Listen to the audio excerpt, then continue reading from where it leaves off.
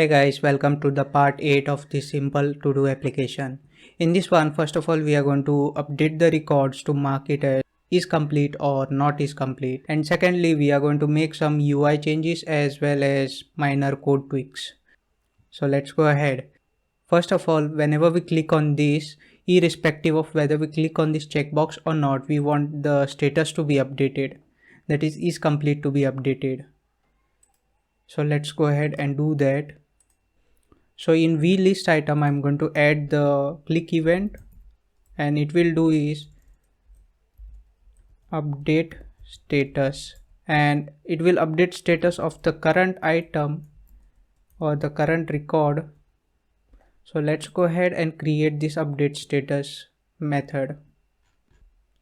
Update status, and it receives an item. First of all, I'm going to mark the status that is complete as negation of item dot is complete.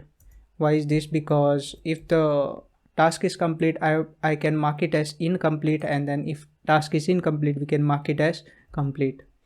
And then we are going to have a const URL, and this will be this dot URL, the one which we created, the same URL.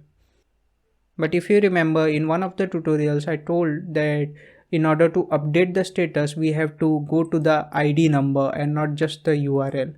So we'll do that. We already have the item, and in this item there will be an ID. So we'll put that item ID as well over here. So item dot ID. If you'll ask me why am I using this kind of syntax, because over here I can just assign a forward slash directly and not without doing concatenation. So this was that, and in data we want to send only the is complete. So is complete is item dot is complete. This is the only data we want to update. And instead of doing a put request, we can do is patch request, because this is the only data we want to update and not the entire object. So we'll do it quickly. exhaust.patch, and then we are going to pass in the URL. This will be the URL and also the data. This is patch, patch, and then we'll receive a response. Let me put it in the bracket, and I'm just going to console log it.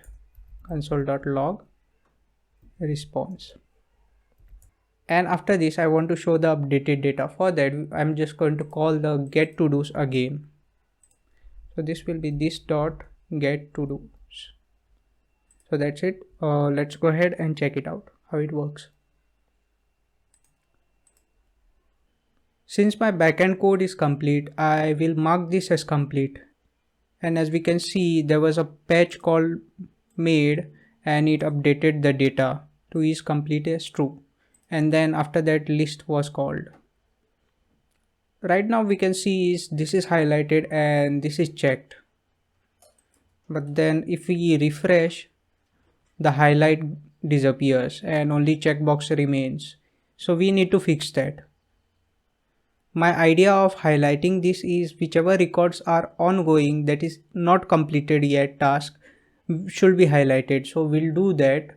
To do that, you'll remember that we had created a selected variable and we had declared it as an array, empty array. So we are going to use that.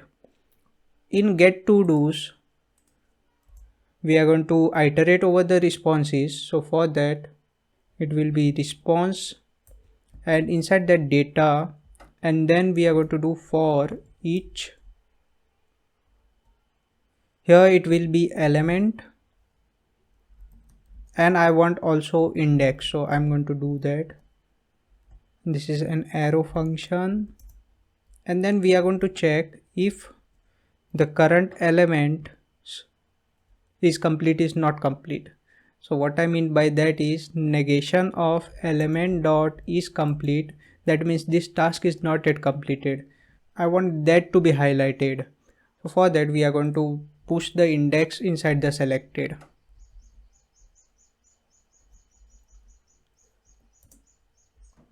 So this is done. Now let's check it out if it works or not. This is not directly selected, but this there should be a this because we are accessing the data variable. And let me refresh it once. Yes, there we go. So right now this task is complete, so that's why it is not highlighted and it is marked. This is not yet complete, so this is highlighted but not checked. So if I click on this, this is also highlighted and it is checked. Even after refresh, it is working. And if I uncheck this, because I'm still doing the recordings, so this is highlighted and checkbox is not yet checked. But you know what, this should be actually ordered by is complete, because whichever are not yet complete should be shown on top and not at the bottom or any random places. So let's go ahead and do that. For that we will again have to go in get to dos, and after the URL I have to give ordering. So ordering is equal to is complete. And let's separate the variable and string over here. For that we are going to do this.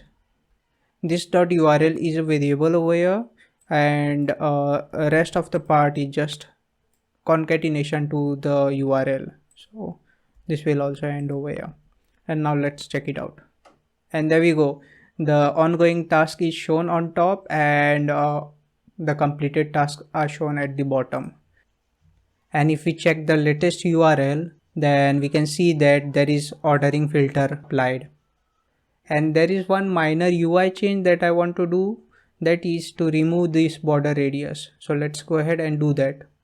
So that comes from this vlist shift. If I remove that, and also why not let's add a title for this, that is list. And also we want to show this entire section only when to-do list has some data in it. So it will be v-if to-do list.length. And there we go, border radius of this highlight has disappeared and we have a title called as list. So with this we have successfully completed our simple to-do application using Django Rest Framework and Vue JS. Thank you guys for watching these videos. I hope you have learned something new.